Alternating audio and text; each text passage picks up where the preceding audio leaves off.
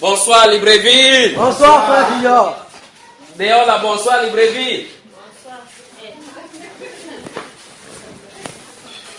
Bonsoir Libreville. Bonsoir frère Villard. Ils sont où? Ils sont où? On peut continuer parce que il s'est fait tard. Que le Seigneur notre Dieu vous bénisse. On passe de bons moments ici à Libreville. Mais de toute façon, quand il regarde ce qu'il faut déployer encore, jusqu'à présent, ça n'est pas suffisant pour déployer. Donc, on reviendra. On reviendra. Inclinons la tête, prions et partageons la parole de notre Père. Tendre Père, nous sommes reconnaissants pour cette soirée encore. Depuis ce matin que tu nous parles, depuis ici dans cette maison. Merci Père de gloire pour cette maison et nous la bénissons au nom de Jésus. Ainsi que tous ceux qui s'y trouvent, tous ceux qui entrent et qui entreront par la suite. Que tu aies toujours le regard favorable dans cette maison-ci et ta main protectrice sur cette maison. Père de gloire, nous nous recommandons encore entre tes mains pour cette autre session maintenant que nous pensions être bénéfique pour nous et pour la restauration des vies, non seulement ici mais ailleurs. Que ton nom seul soit glorifié au nom de Jésus-Christ. Amen. Amen. Si vous le trouvez bon, mais s'il va aborder ce sujet, ça sera vraiment long. Je vais briefer, vous donnant les passages et le reste, vous pouvez écouter ça dans les enseignements. Depuis ce matin, nous avons vu ce que c'est que les sacrifices. Et nous avons vu que dans la Bible, dans le Nouveau Testament, il n'y en a que 4 sacrifices. Vous pouvez rappeler les sacrifices dont nous avons vu, non? Premier sacrifice, le Seigneur Jésus. Deuxième sacrifice, Le corps du croyant. le corps du croyant, notre propre vie, n'est-ce pas? Troisième sacrifice, La liberté. la bienfaisance. Quatrième sacrifice, la loi finale d'un cœur pur. En dehors de ça, y a-t-il encore? Non. Non. Par la suite, nous avons vu ce que c'est que les offrandes. Nous avons vu combien de types? 2. Premier style, le Seigneur Jésus-Christ. Deuxième style, Le païen sanctifié. le païen sanctifié. Amen. Amen. En dehors de ça, vous avez vu encore une autre? Non. Dis à ton voisin que Dieu te bénisse. Que Dieu Tu ne seras plus dans la confusion. Donc maintenant, au-delà de cela, maintenant, il faut qu'on voit maintenant comment la gestion des biens des chrétiens. Maintenant, nous étions des païens. On marchait autrement. On nous baratinait comme on a vu dans toutes ces choses maintenant. Comment est-ce qu'on doit gérer ses finances et ses biens terrestres? Comment le chrétien doit faire? Ce sera l'objet du prochain truc maintenant.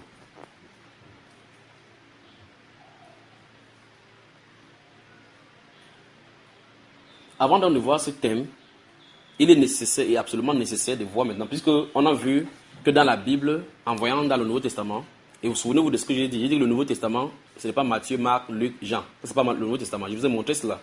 Le Nouveau Testament commence à la mort du Seigneur Jésus.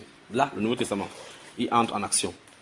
Donc, nous avons vu que, bibliquement parlant, d'après le Nouveau Testament, il n'y a pas de séance de prière où on finit de prier, on collecte l'argent. Comme on fait aujourd'hui, que c'est le moment des offrandes. Ça ne se trouve pas dans la Bible. Nous avons vu cela. Mais maintenant, il faut qu'on voit maintenant comment les collectes, d'abord, avant de voir l'utilisation du bien des chrétiens, comment les collectes se faisaient dans l'église primitive et pourquoi. Il faut que cette question soit répondue. Parce que la façon que les gens sont en train de faire aujourd'hui, où on collecte l'argent, on finit chaque culte, c'est au point où, même à la morgue, un pasteur finit de prêcher, il prend l'argent. À l'enterrement, il finit de prêcher, il prend l'argent. La célébration du mariage, il finit de prêcher, il prend l'argent. Ça manque seulement comment il va te rencontrer, il dit Jésus t'aime, après il dit donne-moi l'argent. C'est terrible. Donc nous allons voir maintenant, au préalable, comment les collectes se faisaient à l'église primitive. C'est-à-dire qu'il n'y a pas d'église primitive, c'est-à-dire que dans le Nouveau Testament. Deuxième volet, pourquoi et à quoi servaient ces collectes. Vous avez compris, n'est-ce pas? Ok. Notez une fois de plus que les collectes se faisaient pour 2 buts dans l'église primitive.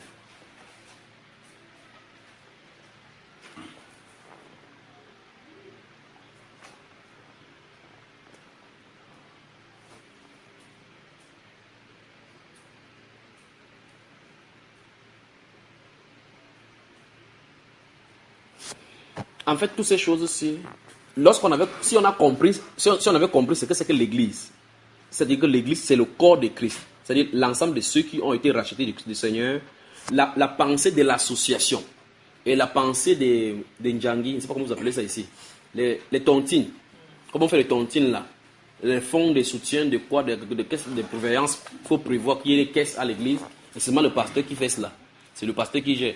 Déjà, je vais vous dire que si un pasteur gère le fond de l'assemblée, c'est déjà contraire aux Écritures. Parce que les pasteurs qui ouvrent le compte en leur propre nom. C'est que s'il n'est pas là, celui qui donne les... Il faut passer par lui pour prendre l'argent. Ce n'est pas leur rôle même d'abord pour commencer. C'est les diacres qui doivent gérer ça. Le pasteur n'a rien à voir avec cela. Comme on va dire, pour que le diacre gère les finances de l'église, comme le pasteur gère aussi la parole sans demander de compte à quelqu'un. Vous comprenez ce que je veux dire, n'est-ce pas? C'est-à-dire que il y a un problème au milieu de l'assemblée. On n'a pas besoin de dire au pasteur que le pasteur est chaud pour que le pasteur dise au diacre. C'est son rôle à lui. Donc il prend ses responsabilités. C'est un peu comme le ministre des Travaux publics.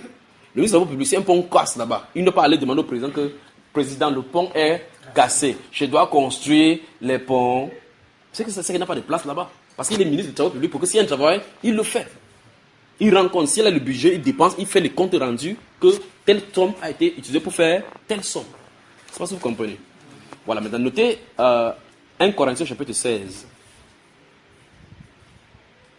Chapitre 16, versets 1 à 4.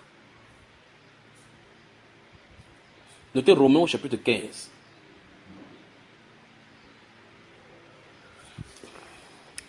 Notez maintenant Tite chapitre 3. On va y revenir avec les versets maintenant. Maintenant, on va commencer. Commençons par le premier verset.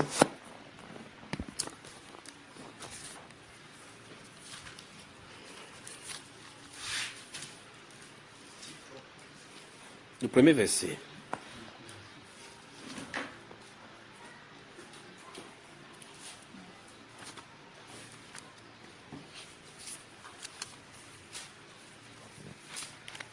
Vous êtes dans 1 Corinthiens, non? Chapitre 16. Allons-y, mon cher frère.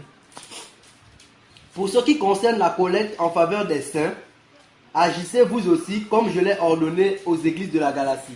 Qu'est-ce que vous avez remarqué dans cette phrase d'abord? Permettez que les gens qui n'ont pas encore ouvert puissent voir. Je veux que chaque fois qu'on veut ouvrir, que vous ayez ça devant vous. 1 Corinthiens, chapitre 16. Donc ici, je vais d'abord vous montrer à quoi servaient les collectes et à quel moment ça se servait. D'accord? On utilisait cela. On va voir cela dans la Bible. Il dit pour ce qui concerne quoi? En ce qui concerne quoi? Pour ce qui collecte en faveur des saints. Soulignez cette phrase-là. C'est quand même terrible. Qui est-ce qu'on appelle les saints? Les chrétiens. Vous êtes d'accord? Tout le monde est d'accord? Oui. Ok, donc réalisez donc dans la phrase en utilisant ça. Pour ce qui concerne la collecte en faveur des chrétiens. Donc la collecte est faite en faveur des chrétiens. Notez donc, voilà le premier cas. Vous avez vu ça, non?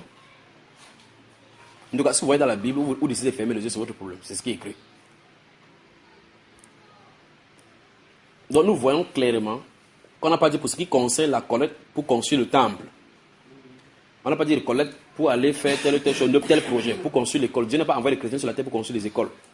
Encore même construire les trucs, non, les dispensaires. Il a dit les collectes en faveur de saints. Vous allez comprendre maintenant pourquoi on parle en faveur de saints. Donc maintenant, vous voyez que le saint dont on parle, ce sont les croyants, les chrétiens. Il dit la collecte sont faites en faveur des saints. Encore une fois de plus, la collecte est faite en faveur des chrétiens. Notez Actes chapitre 11. On va lire des choses aujourd'hui. Or, ces choses que vous venez de lire là maintenant, ce n'est pas que c'est nouveau dans votre Bible. C'est que vous lisez, vous traversez. L'apôtre Paul dit ici que pour ce qui concerne la collecte en faveur des saints, donc la collecte qu'on veut faire en faveur des saints, puis il donne l'injonction. Agissez vous aussi comme je l'ai ordonné aux églises de la Galatie. Donc les églises de la Galatie contribuaient quelque chose pour donner aux saints. On va le suivre dans la Bible pour voir comment ça s'est passé. Contribuer pour donner aux saints, pas pour eux, pas pour les pasteurs. Il dit en faveur des saints. Vous, la façon de collecter. Quand il dit vous, les Corinthiens, agissez comme je l'ai ordonné aux églises de la Galatie, ça se pose que, en fait, là, il y a quoi? Une fois, on a lu dans 1 Corinthiens 4, 17, où il a dit que c'est pour cela que je vous ai envoyé Timothée, qui est mon enfant dans la foi. Il vous enseigne toutes les fois comment j'enseigne dans toutes les églises. Donc, ça veut dire que s'il faut faire quelque chose dans les églises, c'est la même façon qu'il faut faire. C'est ce que l'apôtre Paul veut enseigner. Amen. Que chacun de vous, allons-y. Que chacun de vous, le premier jour de la semaine, mette à part chez lui ce qu'il pourra. Soulignez ce qu'il pourra. Cette phrase, ce qu'il pourra, veut dire, si quelqu'un vous dit, chaque personne, il veut quelqu'un qui va donner une enveloppe de 500 000, c'est déjà contraire aux Écritures. Vous voyez cela? Je veux des gens qui vont donner 1 million, 20 personnes qui vont donner 1 million, qui peuvent se lever. Les gens se lèvent, prennent l'enveloppe, prenez l'engagement. On vous allie avec les esprits de Belzébuth. Il dit que chacun mette à part. Quand vous voulez donner quelque chose, nous comprenons que d'après les collectes, la collecte n'est pas faite pour les pasteurs. C'est pas fait pour ceci. On va parler de tout cela maintenant. Il dit c'est fait pourquoi? En faveur des saints. Il faut qu'on comprenne le pourquoi on doit faire ça en faveur des saints. C'est là où nous allons comprendre l'harmonie qu'il y a dans le corps de Christ. Il dit la collecte en faveur des saints. Agissez, vous aussi, comme je l'ai ordonné aux églises de la galaxie, que chacun de vous, le premier jour de la semaine, mette à part chez lui ce qu'il pourra. Virgule. Selon la prospérité. Non. Selon sa prospérité. Parce que Dieu ne bénit pas les gens de la même façon. Donc maintenant, quand on dit 500 000, la personne qui touche 50 000 par mois, il faut combien de mois pour avoir 500 000? 10 mois. Il doit attendre 10 mois pour venir donner 500 000. Et il paie sa maison comment? Il vit comment avec ses enfants? Vous comprenez la sorcellerie au milieu de l'église? Allons-y. Afin qu'on n'attende pas mon arrivée pour recueillir les dons. Stop. Donc vous voyez, d'après ce qu'il est dit ici, on comprend maintenant, et je veux que vous gardiez ceci dans votre esprit, qu'en réalité, les collectes ne sont pas faites chaque dimanche au milieu de l'assemblée. Parce que ça a un but pour lequel se collecter. Il dit qu'on n'attende pas que je vienne faire le don, qu'on fait la collecte là. Parce que la collecte a un but. Suivez attentivement. Et quand je serai venu, oui, j'enverrai avec des lettres oui, pour porter vos libéralités à Jérusalem. Stop. Souligner libéralité. Vous avez vu, dans la première partie, nous avons vu aujourd'hui que la liberté, n'oubliez pas la liberté et la bienfaisance, car c'est à des certains sacrifices que Dieu prend plaisir. La liberté, parce que ça doit être libéral. Parce qu'on dit que chacun de vous mette ce qu'il pourra. Ça veut dire que tu ne peux absolument rien donner, tu n'as pas tort. Si tu peux donner ce que tu veux, tu donnes ce que tu veux. Mais ce que je suis de vouloir vous dire ici, que ce n'est pas ce qu'on appelle chaque dimanche on donne les collectes, c'est le moment d'offrande. On fait ça de façon indéfinie. Ce n'est pas de façon indéfinie parce que ça a un but. Parce que c'est la collecte en faveur des saints. Ça n'entre pas dans la poche des pasteurs. Parce que l'apôtre Paul dit ici, quand il va venir, il va envoyer avec des lettres. Donc ça ne reste pas dans sa poche. Avec des lettres, les personnes que vous aurez recommandées. Il va dire plus tard là maintenant que, et si la chose vous mérite même que lui il ira, ou bien il va envoyer les personnes avec les lettres recommandées. Les personnes que eux, ils auraient choisies. Donc, les Corinthiens vont choisir, peut-être ils vont choisir le frère Iba avec notre frère Jacques, que voici, nous recommandons que vous allez avec cette agence que nous avons collecté pour aller. Donc, vous voyez que ce n'est pas pour personne, ni pour le pasteur là-bas. Pour aller donner ça aux saints. On va suivre ces saints-là tout à l'heure. Oui. Si la chose mérite que j'y aille moi-même, elles feront le voyage avec moi. Oui. J'irai chez vous quand j'aurai traversé la Macédoine. Oui. Là, je traverserai la Macédoine. Oui. Peut-être séjournerai-je auprès de vous, oui, ou même y passerai-je l'hiver, oui, afin que vous m'accompagniez là où je me rendrai. Oui. Je ne veux pas cette fois vous voir en passant, oui, mais j'espère demeurer quelque temps auprès de vous, oui, si le Seigneur le permet. Amen. Donc en somme, l'apôtre Paul a mis la base ici des collectes. Souvenez-vous, dans Actes chapitre 20, il a dit, je vous ai annoncé tout le conseil de Dieu sans rien. C'est un juif. Tous les principes de l'Ancien Testament que les gens prestaient aujourd'hui pour dire qu'apporter comme Moïse, apporter comme David a dit, apporter comme ceci a dit, ils connaissaient. Mais là, c'est une prescription nouvelle. C'est un juif, il connaissait la loi. S'il y avait quelqu'un qui enseignait la loi, c'est lui. Mais il dit, pour ce qui est, parce qu'il y a une question au milieu chrétien, comment faire avec les collègues?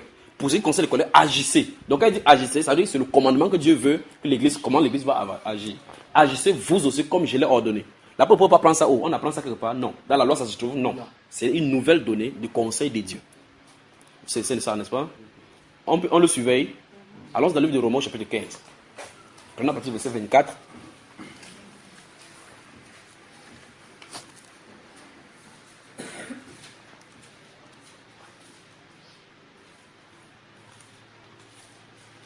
Ou bien, prends à partir du verset 23. Jusqu'au verset 33. Donc, notez Romains, chapitre 15, verset 23 à 33. Dès qu'on va finir là-bas, on va aller dans Actes des Apôtres. Allons-y. Mais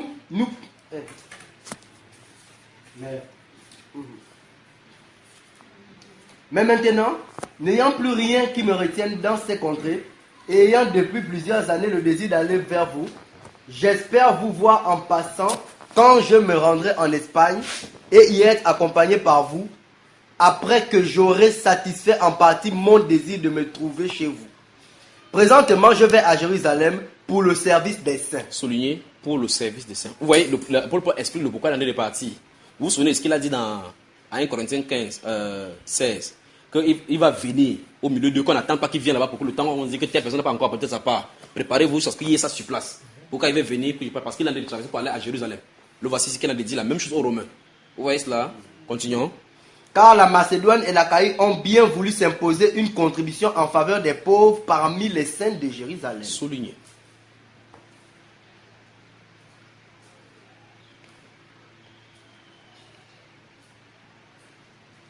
Alors, la colère est faite en faveur des saints, pourquoi? En faveur des pauvres. Pourquoi la colère est faite? Pour les pauvres. Pourquoi? Ça c'est clair. Pourquoi la colère est faite? Pour les pauvres. Donc je veux que vous répétiez ça pour que ça reste bien dans votre tête là. Pourquoi la colère est faite? Elle est faite pour les pauvres. Voilà. Ça veut dire que s'il y a les pauvres, on fait la colère pour eux. Parce que c'est fait en faveur. C'est une faveur. En faveur des saints. Mais, remarquez très attentivement. Il dit ici maintenant, c'est ici qu'il révèle. Parce que dans 1 Corinthiens 16, il dit agissez vous aussi comme je l'ai ordonné au lieu de la Galatie.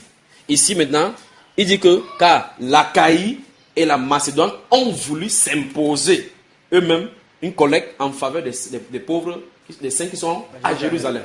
Donc ils font la collecte pas pour leur assemblée. Parce que les chrétiens sont un seul corps. Il y a eu des cas que si un souffre, tous souffrent ensemble.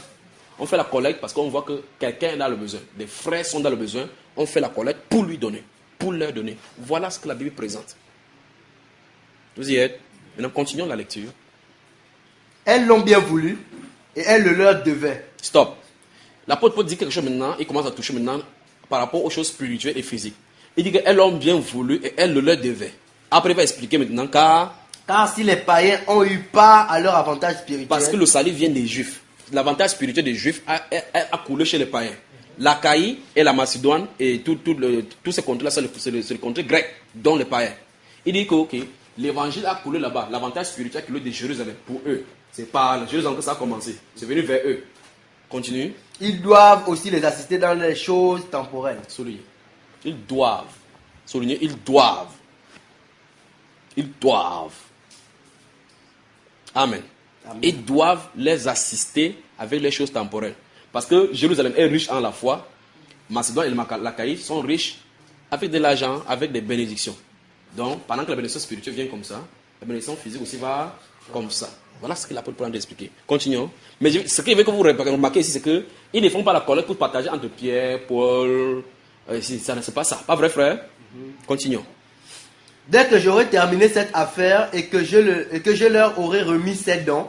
Vous entendez? Ils auraient remis quoi? Ces dons. Ces dons. Quand ils passent, c'est pour les faire quoi?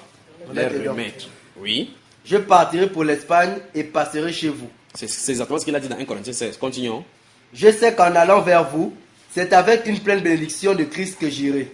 Je vous exhorte, frères, par notre Seigneur Jésus-Christ et par l'amour de l'Esprit, à combattre avec moi, en adressant à Dieu des prières en ma faveur, afin que je sois délivré des incrédules de la Judée. On va aller en Judée tout à l'heure, le voir, d'accord? Tout à l'heure, dès qu'on ne pas en Judée, voir ces gens qui viennent de parler, oui. Et que les dons que je porte à Jérusalem soient agréés des saints. Ah! Vous avez suivi ça? Donc il demande un sujet de prière dans ce voyage. Que les incrédules de la Judée, qui soient délivrés d'entre les mains. Parce que la Judée, c'était la partie d'Israël qui était résistant face à l'évangile. Dans 1 Thessaloniciens, il va dire que finalement la colère de Dieu a fini par l'éteindre parce que Dieu les avait frappés grave. Maintenant, il dit le deuxième volet de sa prière, c'est que les offrandes, les dons, les libertés que les gens ont employées, qui va porter là. Il dit que prier pour que les gens des Jérusalem reçoivent cela, qu'ils acceptent. Pourtant, on dit que ce sont les gens qui sont dans le besoin. Je vous ai dit la première partie, que quand vous donnez à un pauvre, remerciez même Dieu qu'il ait pris. Parce que ça a une conséquence quand c'est une liberté, un don de soi. Vous voyez cela? Il dit que les frères prient pour lui. Quelle est la part de... Qu'est-ce que l'apôtre Paul prie? Notez Galates chapitre 2.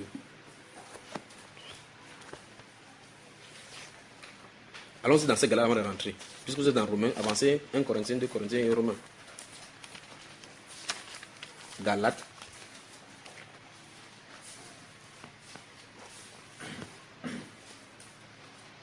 Vous y êtes. Chapitre 2, verset 7 à 9, lisons. Au contraire, voyant que l'évangile m'avait été confié pour les incirconcis, comme à Pierre pour les circoncis, car celui qui a fait de Pierre l'apôtre des circoncis a aussi fait de moi l'apôtre des païens.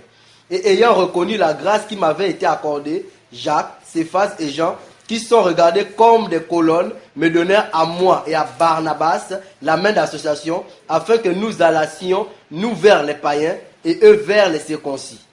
Ils nous recommandèrent seulement de nous souvenir des pauvres, ce que j'ai bien eu soin de faire. Et c'est ce que nous voyons effectivement dans ce ministère.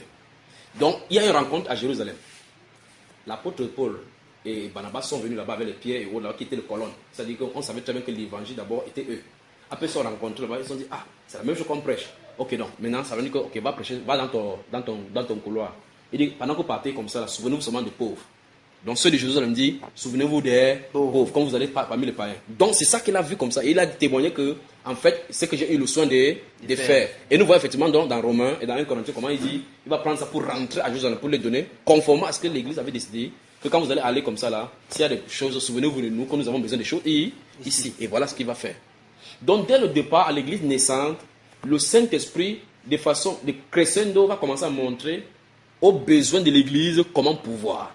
Chaque fois qu'il y a un manque au milieu de l'église, comment pouvoir. Comme c'est tellement mélangé aujourd'hui, on ne sait pas ce que, quand j'ai mon argent, comment il doit gérer, comment il va faire. On va entrer dans les profondeurs maintenant, tout d'accord, on va toucher à des apôtres. Mais au préalable, on voit effectivement que s'il y avait une collecte et que toute église participait, c'était en faveur des saints. Vous y êtes?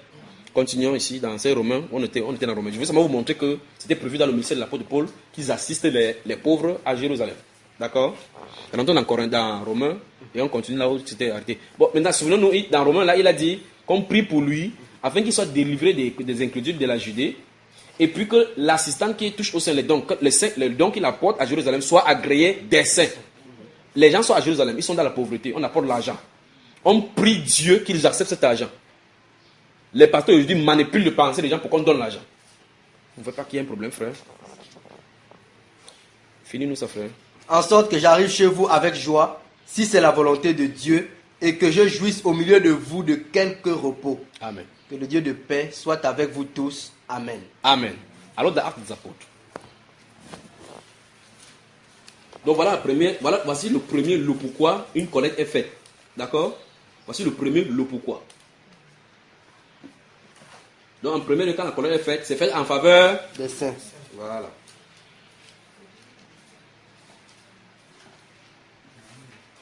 On y va. J'ai dit quel livre déjà? Actes des Apôtres, donc c'est chapitre 11. Non, pas au verset 1. J'attends que les gens s'ouvrent d'abord parce qu'ils donnent le verset. Quelqu'un sera de lire pendant que l'autre temps de le chercher. Actes des Apôtres, chapitre 11. À partir du verset 27 jusqu'au verset dernier. Jusqu'au dernier verset du chapitre 11. Allons-y. En ce temps-là, des prophètes descendirent de Jérusalem à Antioche. Oui. L'un d'eux, nommé Agabus, se leva et annonça par l'Esprit qu'il y aurait une grande famine sur toute la terre. Elle arriva en effet sous Claude. Les disciples résolurent d'envoyer, chacun selon ses moyens, Stop. Soulignez, chacun selon ses moyens. Quand vous lisez chaque fois, ne courez pas. Ne courez pas. Les disciples résolurent. Vous avez vu le mot, non?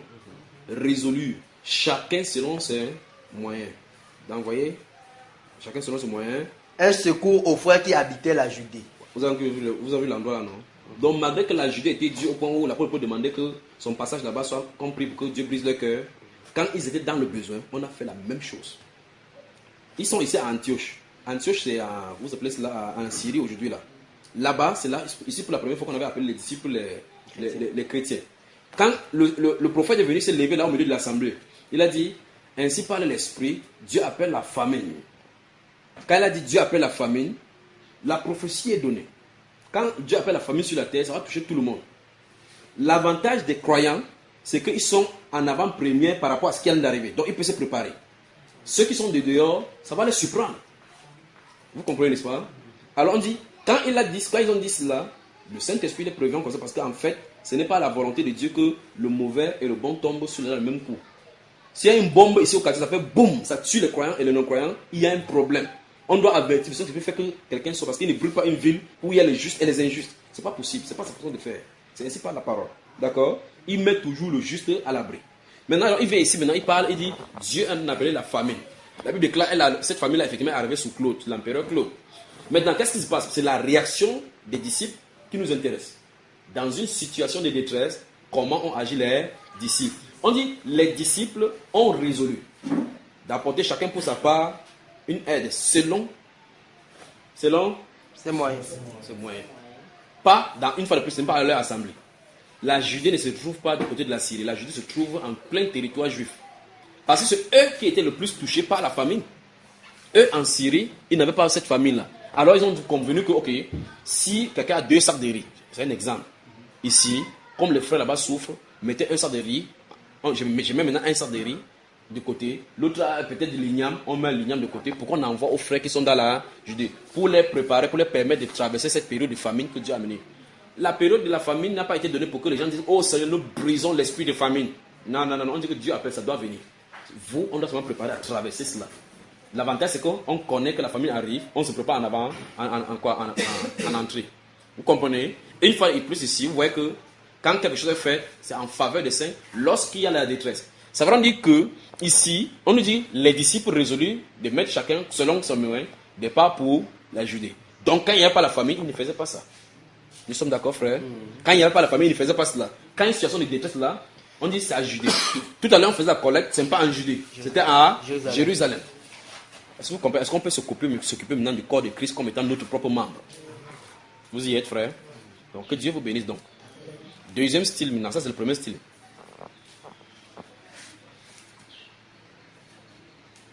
Deuxième style. Le deuxième style dans la Bible est révélé comme l'itinéraire des prédicateurs selon la Bible qui sont envoyés dans le champ des missions. Je ne sais pas si monsieur fait bien comprendre. L'itinéraire, c'est les enseignants de la Bible que Dieu envoie dans le champ des missions. Prenez le titre maintenant, lis. Souvenez-vous, après, on va rentrer dans l'arbre des apôtres pour étayer encore davantage ces choses-là.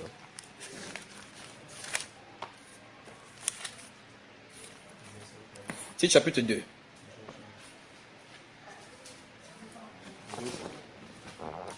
Vous avez ouvert.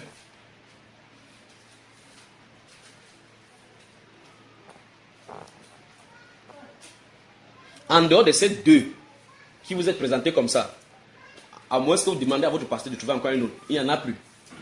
En dehors de ces deux que vous voyez là dans la Bible là maintenant, en dehors de ça, il n'y a plus nulle part. Ma soeur, je crois que ça te dérange là, vous fermez, reculez au fur et à mesure, ou bien on ferme plutôt la fenêtre là pour que ce qui envoie. Ferme.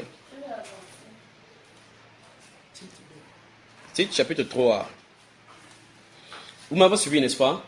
Comme pour le cas des sacrifices, on a vu qu'il y avait 4 sacrifices dans le Nouveau Testament là. Vous montez, vous descendez, vous ne trouverez pas un 5e. Alors, de la même façon, voilà les 2 seuls moments de collecte qui se trouvent dans les Saintes Écritures. Dans la Nouvelle Alliance. Voilà les seuls. Donc, on finit ça maintenant.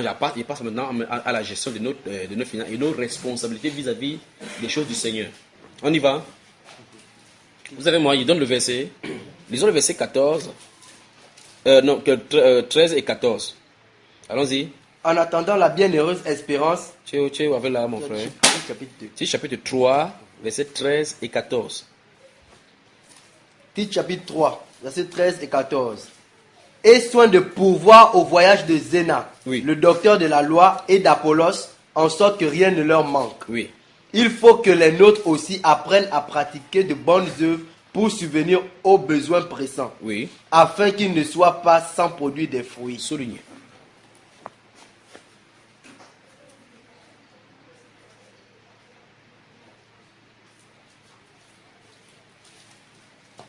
Relis encore, frère, verset 13. Et soin de pourvoir au voyage de Zéna, Oui. le docteur de la loi, et d'Apollos, en sorte que rien ne leur manque. Donc, l'apôtre Paul est en train de donner des injonctions à Tite. Vous vous souvenez de Tite? Remarquez très attentivement. Au chapitre 1, verset 5, il dit que je t'ai laissé en Crète afin que tu mettes de l'ordre selon mes instructions. Il lui donne l'instruction que tu dois faire comme ça là. Si tu trouves dans chaque ville, tu établis dans chaque ville des anciens de l'église, quelques hommes fidèles. Donc, il donne les ordres, comment il va établir les anciens d'église. Vous voyez cela? Au chapitre 2, il dit que pour toi, dis les choses qui sont conformes à la sainte doctrine. Vous avez dit ce que c'est que la sainte doctrine. Il dit ceci pour les vieillards, dis ceci pour les femmes âgées, ainsi de suite. Après, il va parler de la soumission à l'autorité, ainsi de suite. Et ici, donc maintenant, il dit qu'il y a un docteur de la loi qu'on appelle Zénas. Il y a un autre qu'on appelle, vous connaissez Apollos au moins. Apollos. Il dit, regarde, il dit que aie soin de pouvoir au voyage des Zénas, le docteur de la loi, et d'Apollos, en sorte que rien ne leur manque. Donc ici, l'apôtre Paul lui dit, c'est à eux de s'occuper du voyage des Zénas. C'est pas une femme, hein. Si vous voyez Zénas, la guerrière ou la barbare, c'est pas ça ici. On a dit le docteur de la loi. D'accord? Les femmes n'expliquaient pas la loi. C'est un homme ici, là. Zénas, le docteur de la loi, et d'Apollos. Puis il explique maintenant, verset 14, ce qu'il en est. Allons-y. Il faut que les nôtres aussi apprennent à pratiquer de bonnes œuvres. Stoppons là-bas. Vous remarquez très attentivement que l'instruction que l'apôtre Paul a donné à Tite, et c'est Tite qui doit mettre en ordre quelque chose. Vous voyez? C'est pas ce que c'est. Oui. Maintenant, c'est Tite, c'est un être humain. Tite, ce n'est pas un nom de livre, c'est un homme que l'apôtre Paul a envoyé. Il dit à Tite que aie soin de pouvoir au voyage des Zénas et d'Apollos. Puis il dit qu'il faut que les nôtres. Donc ça veut dire qu'en fait, ce n'est pas Tite qui doit payer, c'est les nôtres, les chrétiens qui sont là-bas, qui doivent payer. Vous voyez ce qu'il en est. Donc en fait, Tite, son rôle, c'est de leur enseigner cela. Comme pouvoir. Notez un peu Romains chapitre 16. Quand il va envoyer le cas de. Quand il va envoyer, comment il s'appelle cette femme-là? Phoébé, vous avez entendu parler de Phoébé? Diaconesse de l'église centrée. Centrée se trouve à Corinthe, c'est le port oriental de Corinthe, la ville de Corinthe. C'est pas ce que c'est ici. Là, il écrit aux Romains. Donc, elle se trouve à Rome. Il dit que quand la diaconesse de l'église centrée va venir à Rome, recevez-la comme il convient. On va finir, on va y arriver maintenant. Mais maintenant, rentrons au verset 8 du chapitre. Verset 8 de ce titre-ci. Allons-y. Le même chapitre 3. Oui, chapitre 3, observez. Cette parole est certaine. Oui. Et je veux que tu affirmes ces choses. Écoutez bien, vous voyez. Donc il dit à Tite d'affirmer ces choses afin que ceux qui ont cru en Dieu s'appliquent à pratiquer de bonnes œuvres. Soulignez. Oui. Voilà ce qui est bon et utile aux hommes. C'est clair. C'est compris. Donc ce n'est pas Tite qui dépense son argent pour payer. Il dit que Tite enseigne ça aux croyants. Que quand il dit que Apollos et comment ça s'appelle, Zénas sont partis en réalité dans l'autre livre. Il dit que ceux-là, ils sont partis sans rien recevoir des païens. C'est les nôtres qui doivent s'occuper d'eux. C'est uniquement, voilà les deux styles. C'est ça dans la Bible. Les deux styles. 1. Les prédicateurs qui sont envoyés par Dieu dans le champ des missions. 2. Pour les croyants qui sont dans le besoin. Voilà les deux collectes de la Bible. Il n'y a nulle part dans la Bible où on a dit qu'on va finir une assemblée. Si vous voulez, prenez toutes les prédications dans la Bible. Vous ne verrez nulle part où on a fini les prêches, on a dit que donner les offrandes. Nulle part. L'autre aussi, c'est étranger. Voilà donc les deux qui se trouvent dans la Bible. Amen. Ceci étant expliqué, donc maintenant, il va maintenant parler de la gestion de nos finances. On va aller maintenant à la naissance de l'Église. D'accord? La gestion de nos biens et de notre finance. Quand on parle des biens, on parle des finances, on va voir seulement l'argent. Donc en fait, tout ce que nous avons.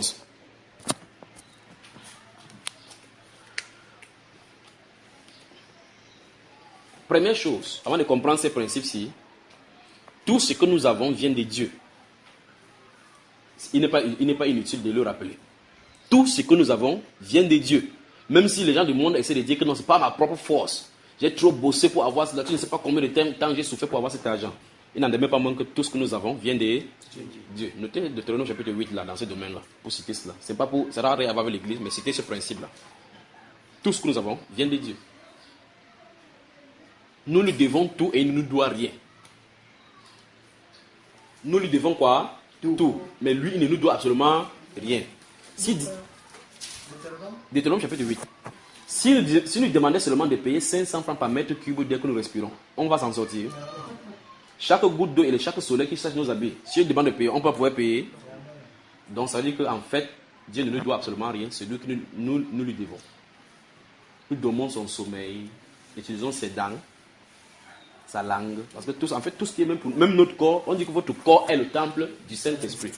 Vous avez rejeté à un grand prix, glorifié Dieu dans votre corps et dans votre esprit qui appartient à Dieu. Donc notre corps, notre esprit appartient à qui? Finalement, on n'a même que le locataire même dans notre propre corps. Bien sûr. L'être humain se tient dans sur la tête, il tape sa poitrine. Il tape sa poitrine comme ça. Pointe quelqu'un dans le dos. Il dit il faut craindre Dieu. Voilà. On avance. Donc, si ceci est donné, on va donc rappeler d'abord premièrement, en allant à l'église naissante, comment l'église est née. D'accord? La première prédication de l'église, c'est où? Frère, nous sommes ensemble dans cette salle-ci. Oui. Vous êtes fatigué, j'arrête. Si vous voulez, j'arrête. Vous avez ça dans les enseignements. La première prédication de l'église, c'est où? Actes chapitre 2. Actes chapitre 2, allons-y donc maintenant. Ceux qui ont demandé le défermer le téléphone rapidement. Actes chapitre 2. Maintenant, dans Actes chapitre 2, C'est la première prédication, la toute première prédication de l'église ici. Nous sommes d'accord? Nous allons lire à partir du verset 40. En montant. Et par plusieurs autres paroles, il les conjurait et les exhortait, disant: Sauvez-vous de cette génération perverse. Oui. Ceux qui acceptèrent sa parole furent baptisés. Et en ce jour-là, le nombre des disciples s'augmenta d'environ 3000 âmes. Donc, en clair, si on peut arrondir, le nombre de disciples de la première prédication était aux environs de combien? 3000. Non. Environ combien? Environ combien? 3000. Non. Parce que ce n'est pas la première église ici. La première église, c'est toujours la chambre haute. Donc, environ combien? Environ 3120. Parce qu'il y a d'abord 120 personnes qui étaient le noyau.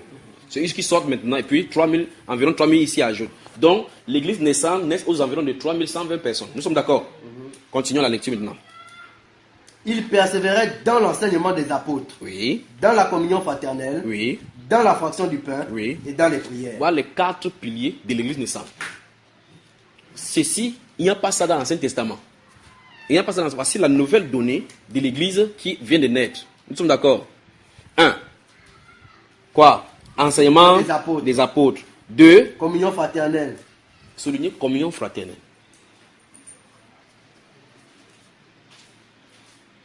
Que veut dire communion fraternelle? Partager ensemble, n'est-ce pas? Pas dans le désordre quand même, dans l'amour, n'est-ce pas? Dans l'amour, dans l'intimité. Ok, continue. Là, dans la communion fraternelle, dans la fraction Du pain et dans les prières. Voilà les 4 piliers. Ça veut dire que quand ils sont près de 3000 personnes se rassemblaient, voici ce qui les soutenait. Donc ça veut dire que leur vie désormais tournait autour de ceci. On continue. 43. La crainte s'emparait de chacun et il se faisait beaucoup de prodiges et de miracles par les apôtres. Oui. Tous ceux qui croyaient étaient dans le même lieu. Souligné. C'est très important parce qu'à partir d'ici maintenant, ça commence à éliminer les dénominations et les temples. Donc si vous avez des problèmes avec le temple ou bien avec l'église de Dieu, c'est comment ça commence? 3000 personnes, ils n'ont pas demandé que non, comme on est 3000 maintenant, il faut qu'on... Parce qu'au temple, ils ne pouvaient pas entrer à 3000 là-bas. Et en fait, ce n'est même pas la doctrine qu'on devait enseigner là-bas. Au temple, il y avait les rituels du temple. Il n'y a pas de rituel de prédication de nouvelle-ci là. Que Jésus-Christ est le médiateur qui était ici. Parce qu'en fait, le voile du temple était déchiré. Voilà, donc ça veut dire que le sacrifice était terminé là. Et par conséquent, ce n'est pas au temple qui se réunissait. Vous voyez, ils y allaient par ricochet, par question d'habitude, comme chacun de nous, quand vous sortez de l'église catholique, vous dites, ah, il faut que je parle. Mais regardez très attentivement comment ça s'est passé. Or, ça, c'est dès les premiers naissances du Seigneur Jésus-Christ, de l'église du Seigneur Jésus-Christ. Ils savaient directement ce qu'il fallait faire. Vous voyez, maintenant on dit, tous ceux qui croyaient étaient dans le même lieu et ils avaient tout en commun. Voilà le premier principe dans l'église. Vous voyez, chacun sort du monde où chacun a l'esprit d'individualité. N'est-ce pas ce que c'est ici? Subitement, on commence à dire, ils avaient tout en commun. Initialement, en haut, on dit, ils persévéraient dans la communion fraternelle. Ce mot-là, n'oubliez jamais, c'est la communion fraternelle. Maintenant, si vous regardez au chapitre 2, versets 1 à 5, quand le parler en langue va commencer, la Bible déclare qu'il y avait plus de 15 nationalités là-bas, n'est-ce pas? Quand chacune de ces nationalités-là arrivait à Jérusalem, chacun était dans sa communauté et c'est normal. Quand les gens viennent, quand il y a la Coupe d'Afrique ici, vous voyez qu'on dit que voici le village des Camerounais, voici le village des Sénégalais. Ils sont là-bas tout autour, vous comprenez cela? Parce qu'ils se rassemblent. Mais maintenant, le Saint-Esprit vient, quand ils sont dans ces communautés comme ça, à Pentecôte, à Jérusalem, quand le Saint-Esprit vient, boum, les gens croient, un Sénégalais croit, un Camerounais croit, un Égyptien croit, ils ne parlent plus en tant que Camerounais, ils parlent en tant que membres d'un même corps. Ça veut dire qu'il n'y a plus de distinction entre les groupuscules. Les deux maintenant, enfin, tout le nombre de personnes qui croient dans chaque groupe se rassemblent maintenant ensemble. Ça veut dire que la langue, la tribu, n'est plus une barrière pour eux, parce qu'ils reçoivent le même esprit. C'est parce que vous comprenez. Pourtant, la fête qui était là, qui venait festoyer là-bas, ils venaient festoyer en communauté. Vous voyez? En secte. Parce que secte, ça veut dire hérésie, si vous voulez. Secte, ça veut dire commencer à se détacher. Alors, ils ne venaient plus là-bas par groupe. Là, dedans maintenant, ils ont un seul et unique chose qui les lie. Le Seigneur Jésus, le même esprit. C'est pas si vous comprenez. Voilà. Donc, il faut que ceci soit clair avant qu'on avance. Lorsque les gens ont cru, à cet instant-là, ils ont abandonné leur façon de penser. Leur coutume à eux, ils sont entrés dans la nouvelle donne. La nouvelle donne, c'est quoi? Les enseignements des apôtres. Les apôtres sont en train de les conduire pour dire, voici comment ça se comporte dans le corps de Christ. Éphésiens chapitre 4, verset 17 et suivant, l'apôtre Paul va leur dire, voici ce que je vous commande dans le Seigneur, vous ne devez plus marcher comme les païens. Donc il dit maintenant que désormais, vous avez un style de vie. Vous voyez cela, n'est-ce pas? Donc la communion fraternelle. Et ici donc, la Bible déclare dans verset 44, que tous ceux qui croyaient étaient dans le même lieu et ils avaient Tout en commun. tout en commun. Je veux que vous m'expliquez ce qu'on est en train de dire là, qu'ils avaient tout en commun. Il n'y a pas de parabole. Parce que c'est une histoire relatant ce qui s'est passé. Ça veut dire quoi, frère? Partagez tout. C'est ce que vous vivez aujourd'hui la dénomination. Pointe quelqu'un, dit la dénomination. C'est le cancer du corps de Christ. Il suce les jus que le corps devait sucer. Les bénédictions que le corps devait sucer. Donc si tu es agent de sécurité là-bas, donc tu empêches le Saint-Esprit d'opérer le cancer. Voilà, on avance ici. Donc la Bible déclare que tout ça c'est la Bible. C'est remarquez juste au chapitre 2. On va avancer comme ça, au fur et à mesure dans les chapitres, vous allez voir cela se dérouler. Et maintenant, quand on va quitter Actes des Apôtres, on va donc voir que c'est ça qui sera prescrit maintenant dans les évangiles, dans les épîtres. Alors, tous ceux qui croyaient étaient dans le même lieu. Ça veut dire que ce n'est pas tout le monde qui était dans le même lieu, on dit tous ceux qui croyaient. Ils avaient quelque chose de commun. Ils avaient cru au même Seigneur. Et s'ils ont cru au même Seigneur, ils ont une base commune, ce qu'on appelle tronc commun. La communion fraternelle, ils ont ensemble. Ils rompent le pain ensemble. Ils ont des prières ensemble. Amen. Alors, ils avaient tout en commun. Notez cela d'abord. Vous avez souligné, n'est-ce pas? Ok. Maintenant, verset 45 dit quoi? Ils vendaient leurs propriétés et leurs biens. Stop d'abord là-bas. On parle de la différence entre propriété et bien. Ils vendaient leurs propriétés et leurs biens. Et apportaient le truc au pasteur pour que son ministère augmente. Non, c'est ce qui est écrit là-bas. Et ils en partageaient. Non, on n'a pas bien traduit pour vous. Et apporter le bien au pasteur pour soutenir le ministère. Non. C'est écrit quoi? C'était pas le ministère ici. Ils en partageaient le produit entre tous, selon les besoins de chacun. Souligné. Je vous pose la question vraiment, vous me dites-moi. Dans votre dénomination, vous lisez Actes des Apôtres? Oui. Il y a au mieux dans votre Bible que vous utilisez là-bas, il y avait Actes des Apôtres dedans. Oui. Vous lisez donc quoi au juste alors? Autre chose. L'argent. L'argent là, vous lisez ça où alors? On fait ce que le pasteur dit. La Bible nous explique ici que de façon spontanée, les gens commençaient. Qu'est-ce que le Saint-Esprit nous explique ici? Le Saint-Esprit a commencé à nous expliquer le détachement de ceux qui ont cru au Seigneur Jésus-Christ des biens matériels. C'est le détachement. Il commençait à se détacher des choses. C'est-à-dire que les choses ne les captivaient plus. En fait, dans les évangiles, il leur avait donné ça en parabole, en expliquant ça sur plusieurs autres formes. Que là où il y a votre trésor, là aussi sera votre cœur. C'est pour dire, faites attention que le bien matériel ne vous crée pas de problème. Dans Luc chapitre 12, pendant qu'il sera en train de prêcher, un homme va élever la voix du milieu, la foule lui dit que Seigneur, dis à mon frère de partager l'héritage avec moi. Il a dit, qui m'a établi pour être votre juge pour votre partage? Subitement, il donne un enseignement. Il dit qu'un homme avait de grands biens. Allons-y là-bas, Luc chapitre 12. Que Dieu vraiment vous bénisse. Lisons à partir de... Rapidement. Ne fermez pas, s'il vous plaît, ne fermez pas Actes des Apôtres. Parce que Actes des Apôtres montre la fondation, comment ça a commencé avec l'Église. Parce que là, il faut qu'on voit cela littéralement là-bas. Mais je sens d'aller en arrière pour montrer que Jésus avait commencé à leur parler de cela. D'accord? On va lire cela dans ce livre de Luc et même ce qu'il dit par rapport au trésor. Ça se trouve tout dans le même chapitre. Alors, verset 13 et suivant, allons-y.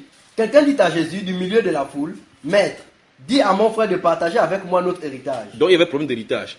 Jésus lui répondit, ô homme, qui m'a établi pour être votre juge ou pour faire vos partages? Oui. Puis il leur dit, gardez-vous avec soin de toute avarice, car la vie d'un homme ne dépend pas de ses biens, fut-il dans l'abondance. Mais le pasteur dit que non, c'est quand ils sont dans l'abondance que Dieu les a bénis.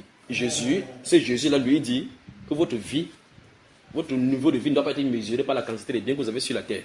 Et puis il dit, gardez-vous avec soin de toute avarice. N'est-ce pas terrible ça?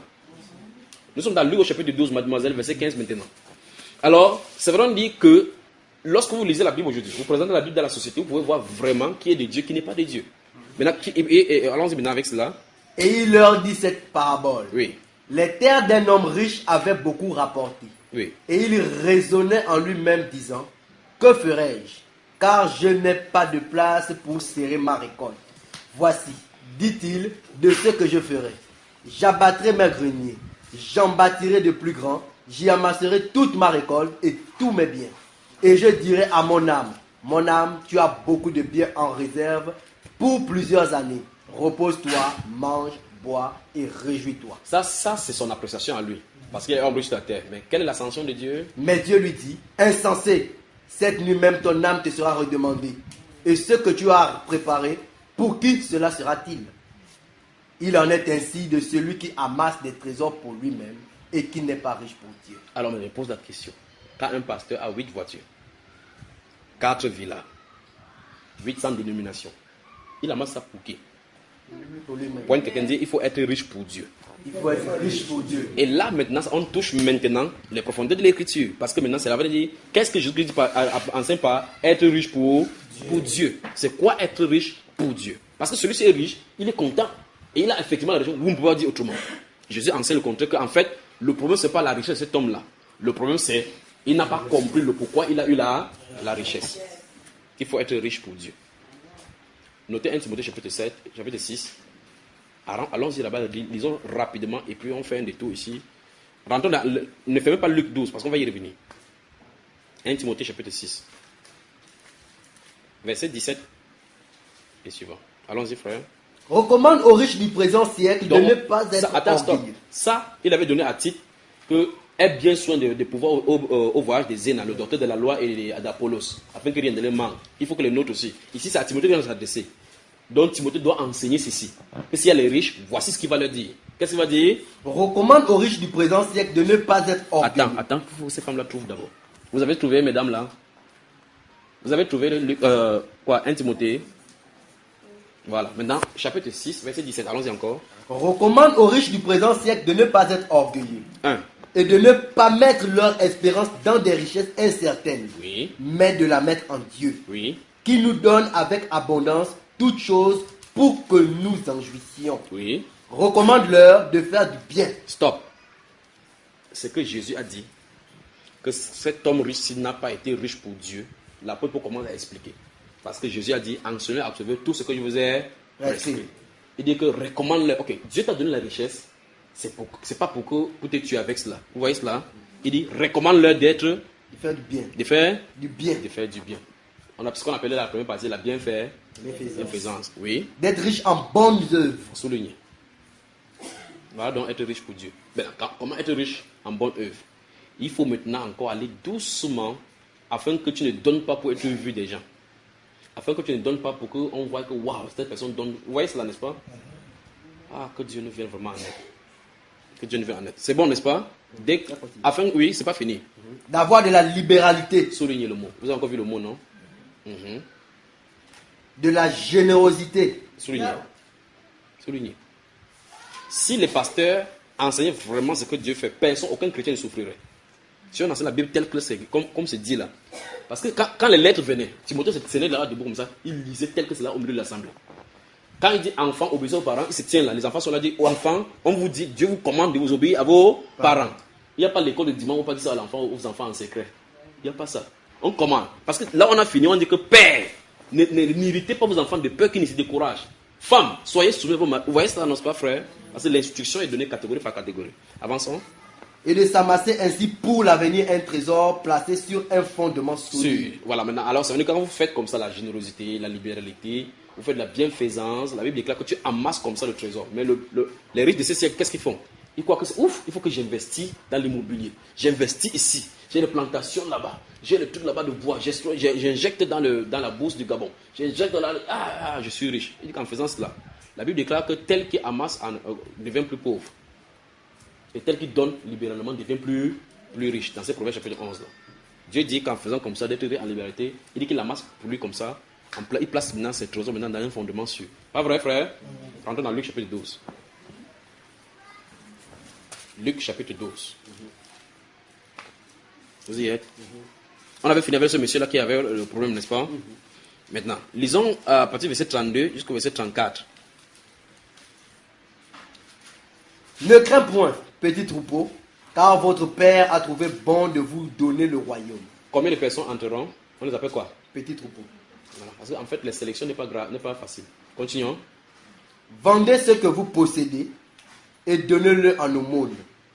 Faites-vous des bourses qui ne s'usent point, Oui. un trésor inépuisable dans les cieux, Oui. où le voleur n'approche point Oui. et où la terre ne détruit point. Vous voyez ce que le Seigneur Jésus disait. Et nous voyons clairement quand il y a la conversion, directement, les disciples entrent en scène. Il n'y a pas de commandement à chapitre 2 que chacun vient. On dit que ceux qui avaient des propriétés, on a vu cela, non? Et des biens, les vendaient. Pourquoi? Parce que Jésus leur avait dit. Lis, mon cher. Car Là où est votre trésor, là aussi sera votre cœur. donc Jésus a incité durant son ministère terrestre que si votre cœur est attaché sur la terre, vous ne monterez jamais en haut. C'est l'objet des épîtres. Recherchez ce qui est en haut. Affectionnez vos choses d'en haut. C'est ce qui est écrit dans le livre de Colossiens chapitre 3. Les gens n'ont pas entendre ça dans ces moments-ci. Tu vas dire ça, quelqu'un va dire que mais mon ami, je vais vivre comment sur cette terre. Souviens-toi que nous sommes chers. Quand on écrivait ça, on n'écrivait pas ça aux anges. C'est aux croyants qui sont sur la terre. Voilà ce que Jésus avait dit. Et donc, rentrons dans l'Acte des Apôtres, donc on voit l'accomplissement.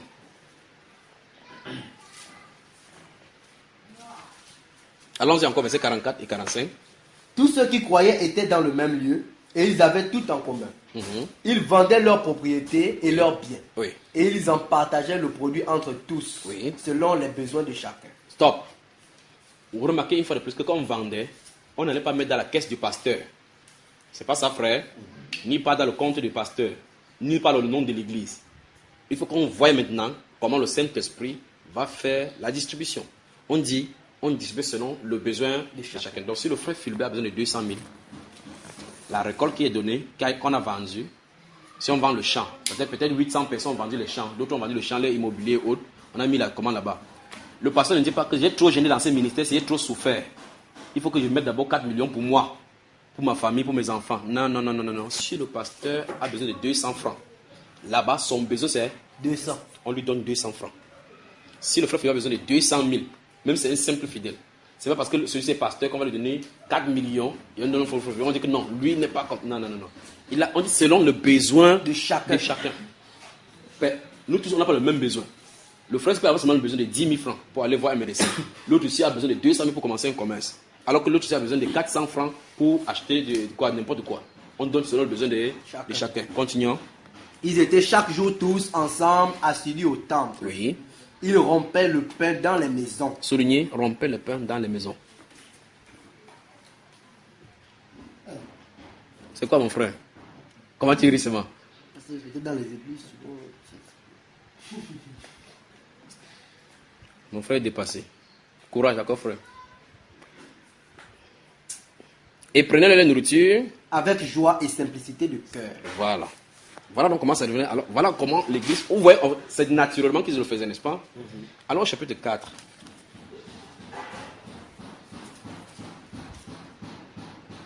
Vous avez noté? Chapitre 4. Notez le verset 32 à 37 et lisons.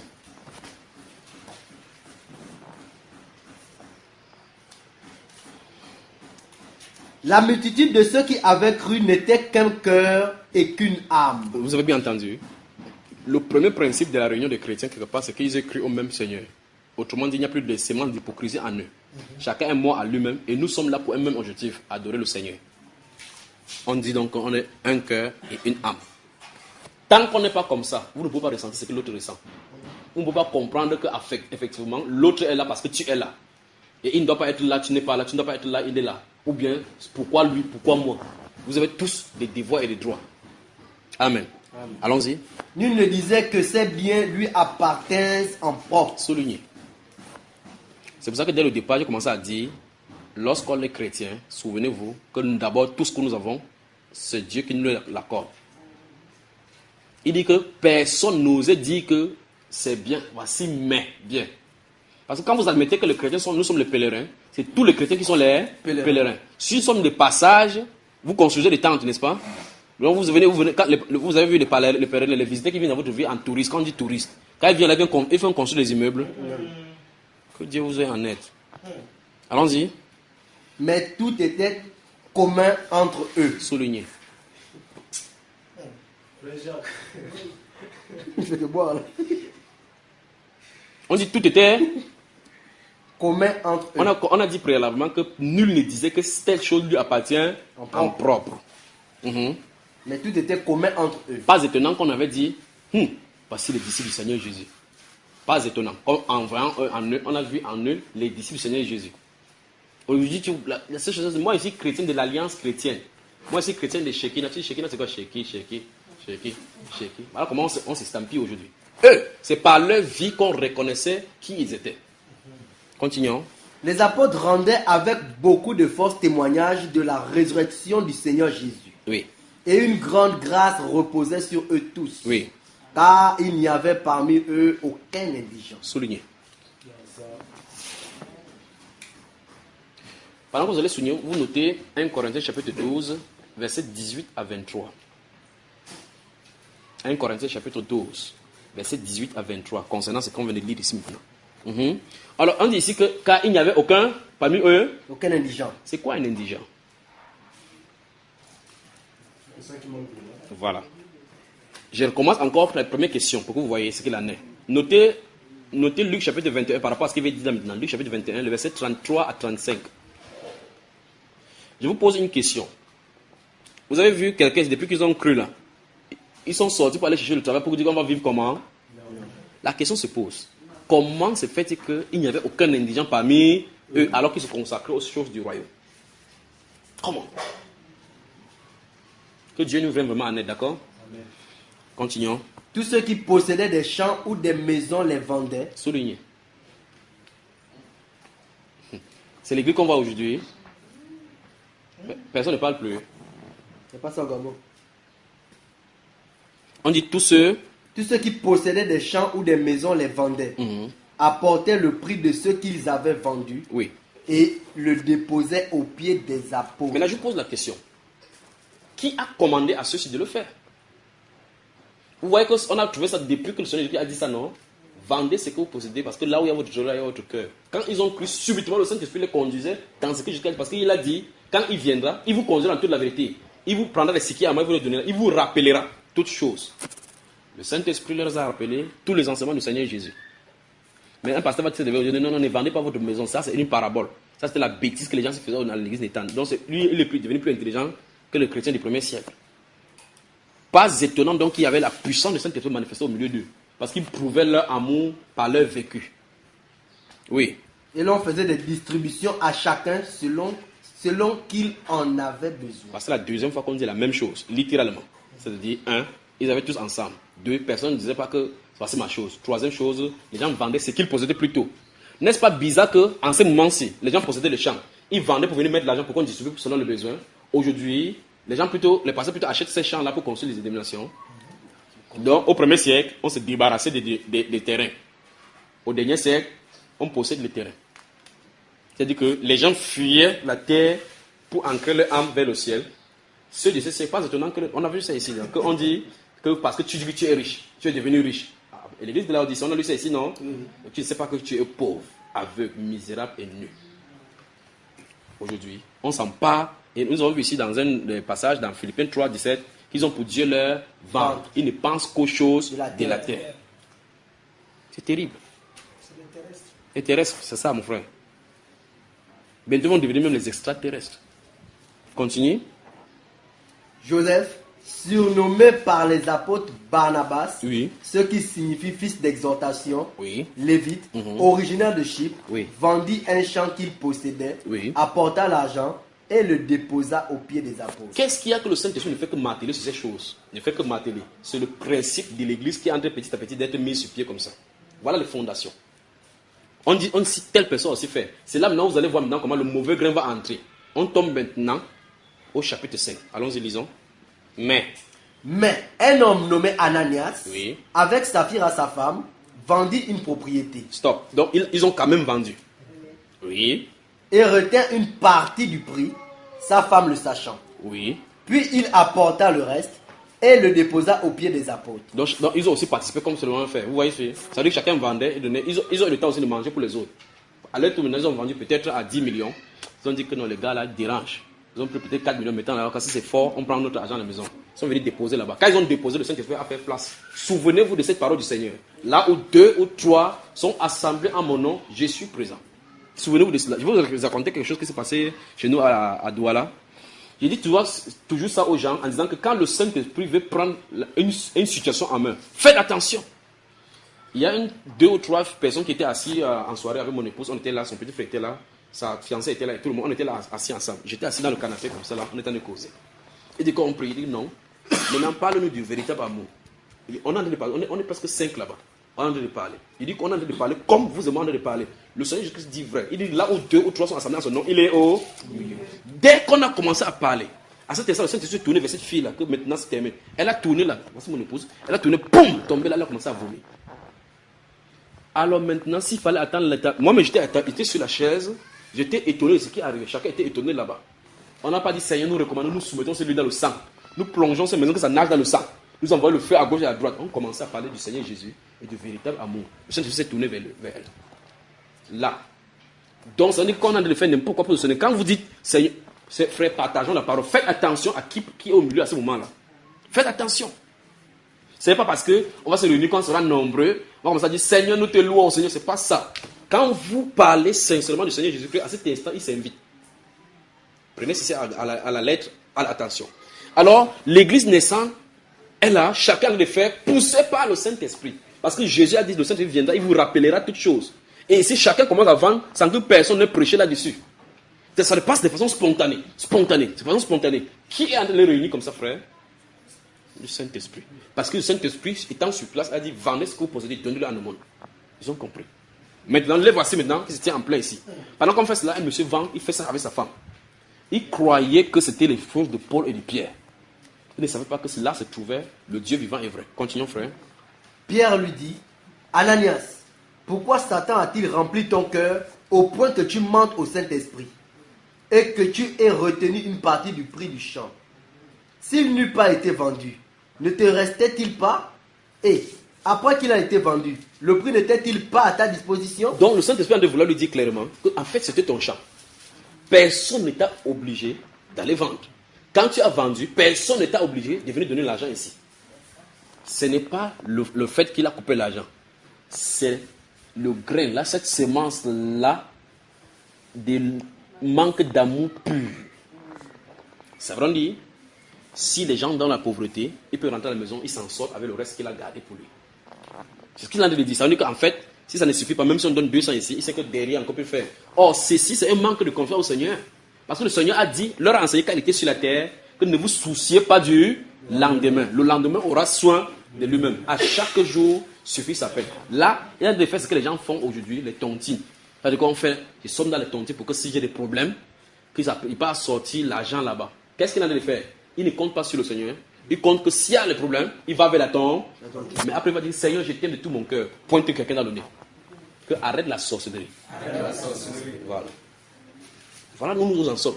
Que non, je fais comme ça à ton Dieu pour que s'il y a un problème, on me soutient. Ceux-ci, les apôtres ici, qui les soutenaient, frère? Comment ils faisaient pour que le Saint-Esprit les soutienne? Sincérité. Soyez seulement vrai. Oui, mon frère. Je ne connais pas la matière, je ne me rappelle plus.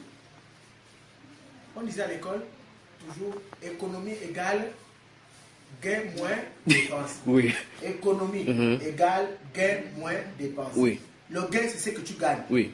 Quand tu enlèves les dépenses, Oui. ce qui reste là, c'est l'économie. C'est l'économie. Mais toi, tu vas faire l'économie. Oui. Celui qui te donne, il te dit, je te donne ça avec bon cœur. Oui. Toi aussi, tu as déjà, donne aussi avec bon cœur. Non, il dit qu'il est plus sage que celui qui a donné. Il conserve à la maison. Et la Bible déclare dans le livre de Proverbes chapitre 11 que celui qui garde le blé est maudit du peuple. Tel qui donne libéralement. C'est le principe de Dieu. Vous me regardez comme ça. On parle là-bas. Allons là-bas. Proverbes chapitre 11. Le principe du monde, c'est ceci. Garder en banque, ça multiplie. Dieu dit non, c'est pas comme ça. Il dit partager, ça multiplie. Proverbes chapitre 11. Vous allez entendre des choses. Il dit vos têtes vont tourner 360 degrés. Proverbes, le chapitre 11.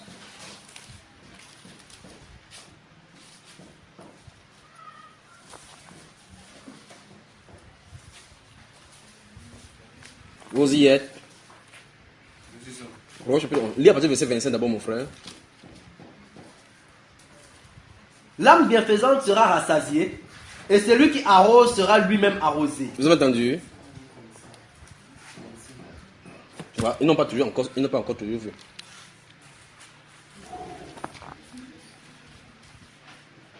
Vous avez fini? Prends à partir du verset 24, allons-y.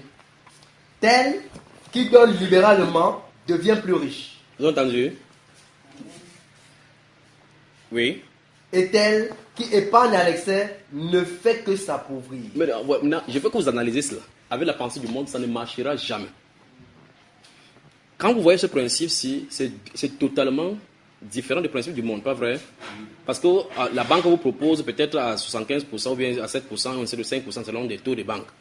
Et dit que viens garder ton argent chez moi, viens épargner ton argent chez moi. Quand tu épargnes ton argent, le taux annuel c'est de 5%. Ça suppose que l'année prochaine tu vas avoir ton argent plus 5% de ton argent. Mais en détail, ils ne te disent pas ce qu'ils réalisent de ton argent parce qu'ils vendent ton argent plus que cela. Ils vendent ton argent aux investisseurs et autres là-bas. Peut-être qu'ils peuvent vendre cela, il a même 400% de ton argent, mais il te donne 5%. Dieu dit, au lieu de faire cela, quand tu fais ça, tu deviens plus pauvre. Parce que un seul moment, la récession, les banques, enfin, vous avez les banques qui sont fermées ici et commencent à envoyer les gens dans la déroute, n'est-ce pas? Un seul moment, et qu'il y a ces clashs financiers, ces récessions, et les crises cardiaques arrêtent les gens. Les gens sont paralysés. Dieu dit, si tu donnes plutôt libéralement, vous avez vu la libéralité, tel qui donne libéralement devient plus riche. C'est un défi maintenant de croire ça. Comment tu peux avoir 10 000? Tu décides de donner les 10 000 à l'extérieur. Dieu dit que tu es plus riche. Mais c'est le principe humain, c'est contraire. Le principe humain dit que tu mets quelque chose, pourquoi tu multiplies? Quand tu vois 10 000 de tes yeux, ça produit 15 000, tu vois. C'est pas comme ça chez Dieu. Tel qui donne libéralement devient plus riche. Mais celui qui épargne en excès devient plus. Ne fait que s'appauvrir. Ne fait que s'appauvrir. Pointe quelqu'un. Dis ton compte en banque. Non, ne parlez pas, dis ton compte en banque. Continuons. Verset 25. L'âme bienfaisante sera rassasiée. Oui. Et celui qui arrose sera lui-même arrosé. L'âme bienfaisante sera quoi? Rassasié. Et celui qui arrose sera lui-même arrosé. Donc arrosé. On dit sera arrosé. On n'a pas dit celui qui arrose est arrosé. On a dit sera arrosé. Parce qu'en réalité, les gens ont le mémoire court. Ils oublient que quand tu as 1 milliard aujourd'hui, lorsque tu donnes à quelqu'un, tu peux avoir des problèmes que ton argent ne peut pas résoudre. Si vous avez des problèmes de kidney, des reins, vous pouvez prendre l'argent, mettre là-dedans. Si vous avez le diabète en vous, l'argent peut enlever ça. Non.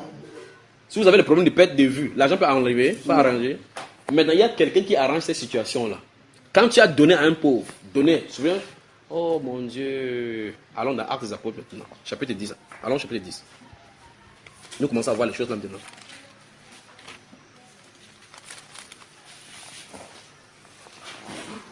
Vous y êtes?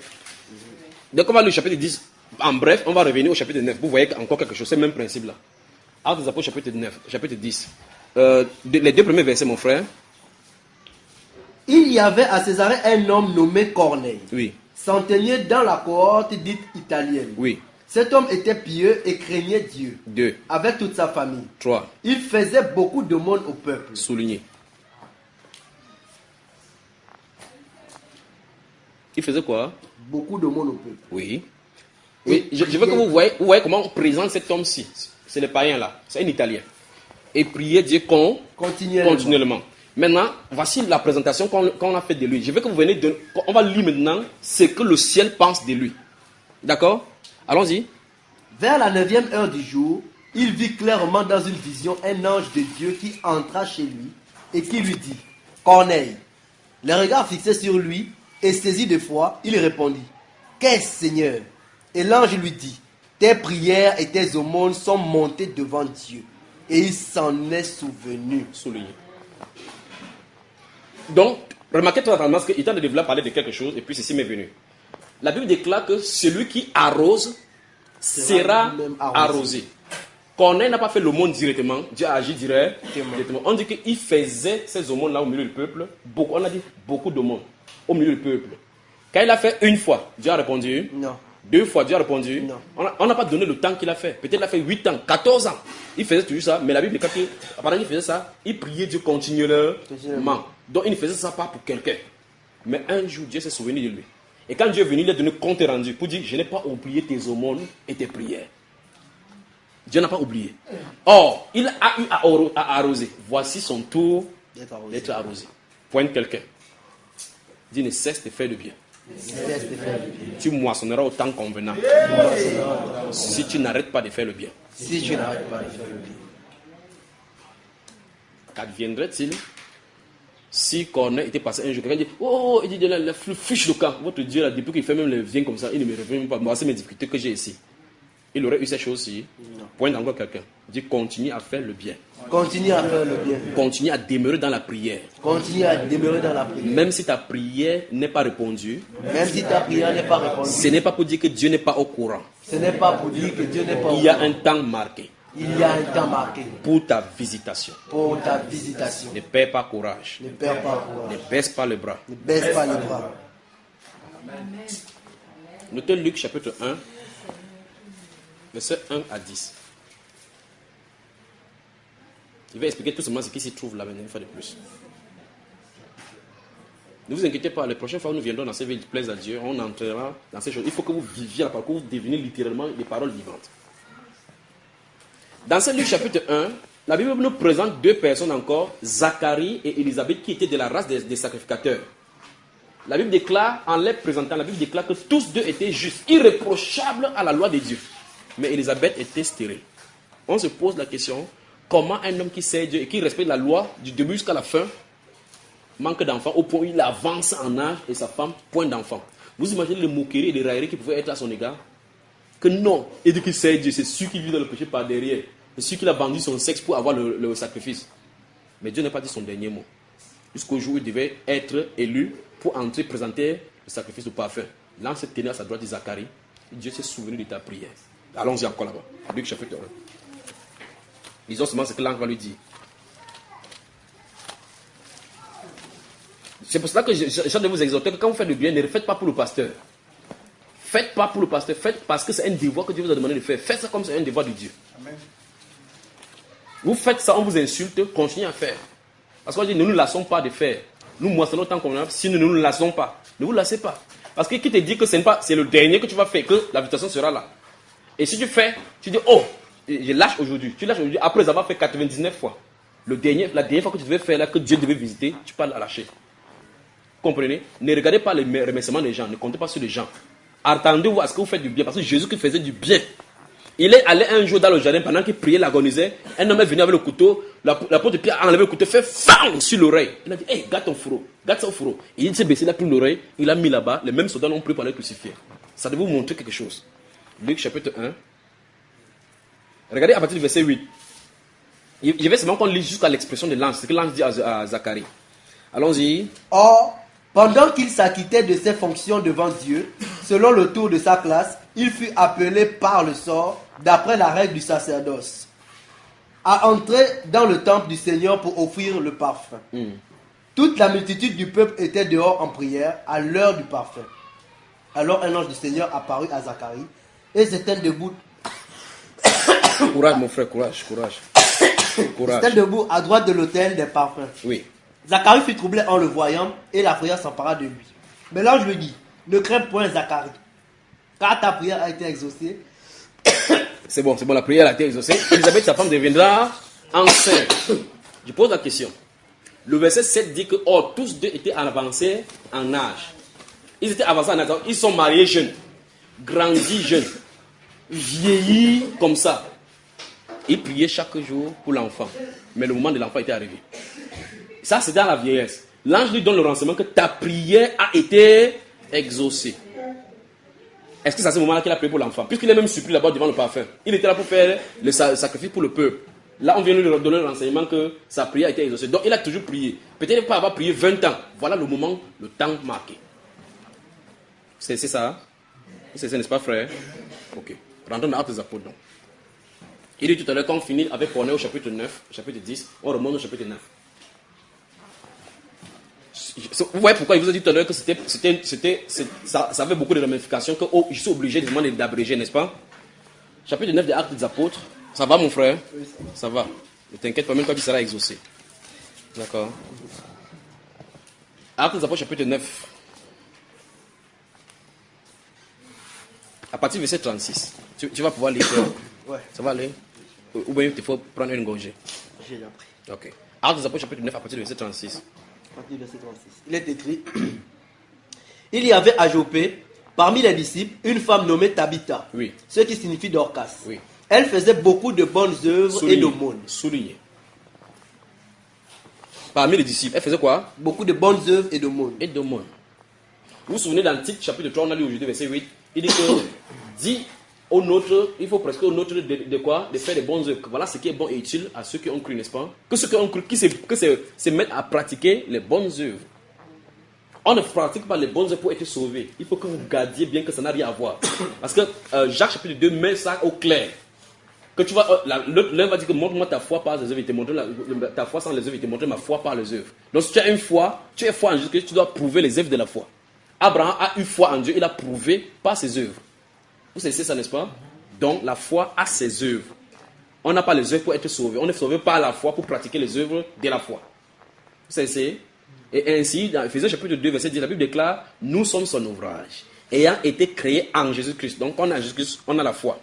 Pour les bonnes œuvres que Dieu a préparées d'avant afin que nous les pratiquions. Amen. Amen. Alors maintenant, ici on dit que cette femme-ci, Dorcas, était parmi les disciples. Elle faisait quoi? Beaucoup de bonnes œuvres et des aumônes. Parmi, continuons. Elle tomba malade en ce temps-là et mourut. Oui. Donc malgré qu'elle était parmi les disciples, malgré qu'elle était bien, le malheur lui est arrivé jusqu'au point où la maladie l'a conduit à la mort. Quand Dieu veut faire quelque chose pour éclater sa gloire, il ne demande pas de renseignement aux gens sur la terre. Comment quelqu'un qui est bien, vous voyez, le même principe s'est passé avec Zacharie et Élisabeth. Ils servent Dieu de façon irréprochable. Les voilà stériles. Vous allez voir, je cherche l'onction de stérilité. Dieu a pour un but. Et regardez un fils qui vient lui donner. Et le fils qui va lui naître, on va dire que parmi les femmes, les enfants qui sont nés des femmes, il n'en est point paru comme cet enfant. N'est-ce pas, frère? Alors, le voici encore une fois de plus présenté. Une femme qui vit parmi les disciples, elle fait beaucoup de bonnes œuvres, de bons travaux où les gens, elle aide, mais la maladie, c'est elle que ça va frapper. Elle est frappée comme ça. Dieu voit, il laisse juste ce qui part jusqu'à ce qu'il mourir. Ce n'est pas seulement elle. La personne sur la terre que la Bible appelle l'ami de Jésus-Christ, Lazare, il est tombé malade, Jésus-Christ il a laissé avec la maladie. Comme ça ne suffit pas, on lui a dit qu'on lui est venu à l'informer que ton ami est malade. Il a fait ça qu'il ne comprend pas. Il est laissé, il meurt. Il meurt, non seulement il meurt, il sent pour venir montrer sa souveraineté. Vous savez, n'est-ce pas? Continuons, frère. Après l'avoir lavé, on la déposa dans une chambre haute. Oui. Comme Lydie est près de Jopé, les disciples, ayant appris que Pierre s'y trouvait, envoyèrent 2 hommes vers lui pour le prier de venir chez eux sans tarder. Il dit, Paul est un croque-mort. Pierre est un croque-mort. C'est un morguier. Non. On la lave, on garde la chambre haute sans l'enterrer. Pourquoi? On peut appeler Pierre. Pierre, c'est celui qui enterre les gens. Non. Continuons. Pierre se leva et partit avec ses hommes. Lorsqu'il fut arrivé, on le conduisit dans la chambre haute. Toutes les veuves l'entourèrent en pleurant et lui montrèrent les tuniques et les vêtements que faisait Dorcas pendant qu'elle était avec elle. Oui, donc ouais, voici le document de telle personne. Là, commencé pour Matthieu, voici pour Luc. On va faire comment? Qui va alors pour continuons. Pierre fit sortir tout le monde, se mit à genoux et pria. Puis, se tournant vers le corps, il dit, Tabitha, lève-toi. Elle ouvrit les yeux et ayant vu Pierre, elle s'assit. Que Dieu bénisse, que son nom soit glorifié. Mais regardez, on commence à présenter la personne, sa vie physique, sa vie de la foi. Et on présente ce que Dieu est venu faire à côté d'elle. On prend de la même façon qu'on est, on présente sa vie physique.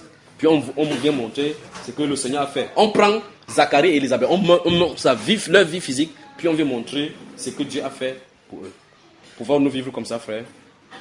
Pouvons-nous vivre comme ça? Si on s'arrêtait ici maintenant, parce que c'est plein dans la Bible maintenant. Si on s'arrêtait ici, en résumé, qu'est-ce que vous pouvez résumer comme étant ce que vous, en tant que chrétien, vous devez faire avec vos œuvres, avec vos biens? Ce que vous avez compris.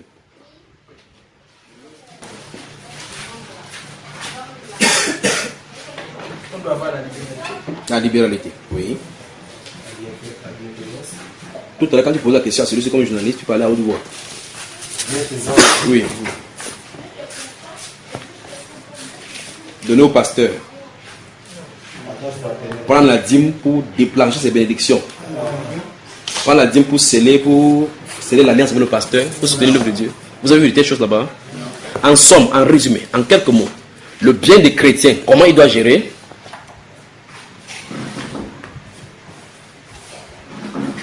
En faisant la libéralité. Oui. La bienfaisance.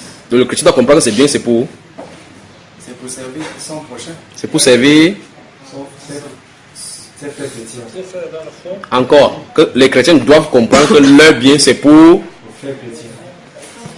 Bonne soirée. Que Dieu vous bénisse. Que Dieu vous bénisse, que Dieu vous bénisse. Allez, Hey.